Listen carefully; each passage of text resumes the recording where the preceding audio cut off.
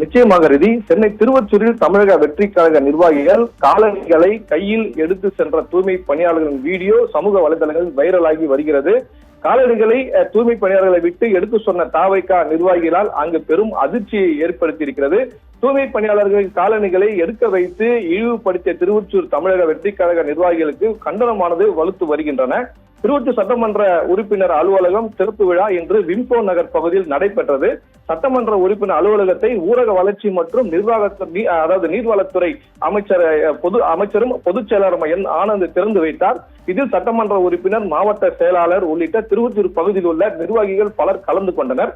பொதுச் செயலாளர் ஆனந்த் வருவதற்கு முன்பாக அலுவலக வாசலில் நிர்வாகிகளின் காலணிகளை அங்க வெளியே கழட்டி விட்டு உள்ளே செல்ல வேண்டும் என அறிவுறுத்தப்பட்டிருந்தது.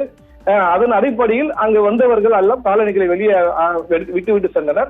அப்பொழுது தூய்மை பணியாளர்களை அங்கு நலத்திட்ட உதவிகள் பெறுவதற்காக அங்கு அழைத்திருந்தனர். அப்பொழுது அந்த தூய்மை பணியாளர்களை அழைத்து இங்க இருக்கக்கூடிய காலணிகள் எல்லாம் அப்புறப்படுத்துங்கள் என்று ஒரு தரப்பினர் கூறியிருக்கிறார். அதாவது நிர்வாகிகள் காலால் அந்த காலணிகளை தள்ளிவிட்டு வரும் காட்சிகள் கூட அதுல பதிவாயிருக்கிறது. ஆனால் தூய்மை பணியாளர்களை வைத்து உள்ளே இருக்கக்கூடிய முக்கிய நிர்வாகிகளின் காலணிகளை எடுத்து வேறொரு இடத்தில் வைக்குமாறு அங்கு அந்த காட்சியில் இருக்கக்கூடிய நிர்வாகி ஒருவர் கூறிய வீடியோ அதில் அந்த வீடியோவில் பதிவாகி இருக்கிறது. இதை சமூக வலைதளம் இந்த வீடியோ தற்போது பெரும் அதிர்ச்சியை ஏற்படுத்தி இருக்கிறது.